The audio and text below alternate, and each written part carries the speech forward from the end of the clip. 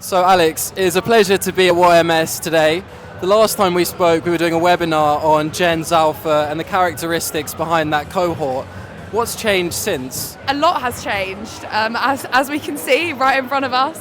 I've been working on the Youth Trends Report, so every year Pion launches a Youth Trends Report where we examine 5 of the biggest trends that are impacting the lives of young consumers today. So the first one we looked at was AI. We looked at the hegemonic influence it's had over Gen Z consumers. We looked into nostalgia and why, as like a cohort of young people, we're sort of falling into like the grips of stagnation and wanting to turn back the clock. We looked at buy now, pay later and the trends around, the worrying trends around that, and financial literacy. We looked into travel, IRL and the experience economy. And then we end the report looking into cancel culture, which is a very juicy and interesting one to write about, and one that's hyper relevant. I think it's one of those things that a lot of marketers always want to ask, but they're maybe a bit hesitant to articulate. You know, they want to ask, are Gen Z going to cancel me? So we conducted a huge survey. It was 4,000 Gen Zers in the UK and the US, ran focus groups, and then we had a lot of insights from industry professionals, a lot of which are here today that I've met in person, and that will be our hero asset for the year. Lots going on. I think something that's interesting today here, there's lots of gamification going on. There's prizes, there's spinning wheels. How important do you think gamification is in targeting students specifically? I think in targeting students specifically, so one thing that came out throughout our data is that there's a lot of conceptions around Gen Z as like constantly being on their phones and like living online.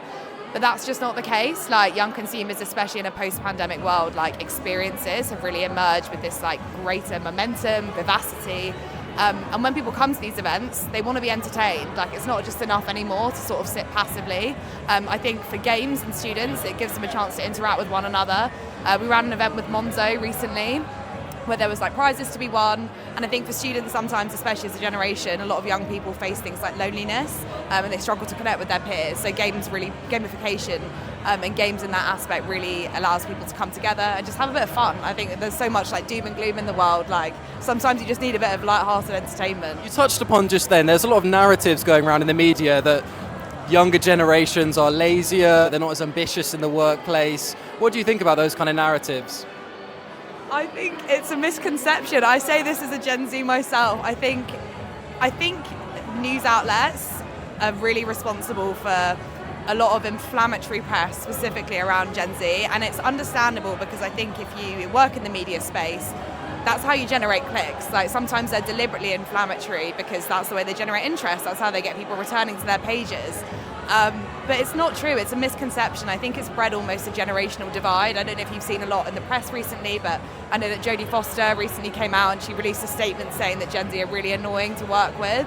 And that does not help this narrative. I think the difference is that young people, when they go into jobs, firstly, a lot of them would have entered the workforce during the pandemic or in a post-pandemic world, where we're seeing things like remote working and flexible working becoming options.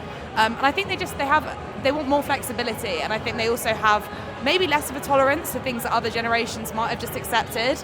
A lot of people talk about Sunday scaries, and people think that's actually, Sunday scaries shouldn't be a thing. You shouldn't be waking up like fearing your job. So a lot of them are now like prioritizing self-care. They're going to log off at 5 p.m. if they have to. It doesn't make them lazy. It definitely doesn't make them lazy. But I think people need to bring Gen Z into the boardroom, start with their ear to the ground when it comes to that kind of thing, and maybe just not pay attention and be able to recognise clickbaity headlines for what they are, which ultimately at the end of the day often is just that, clickbait.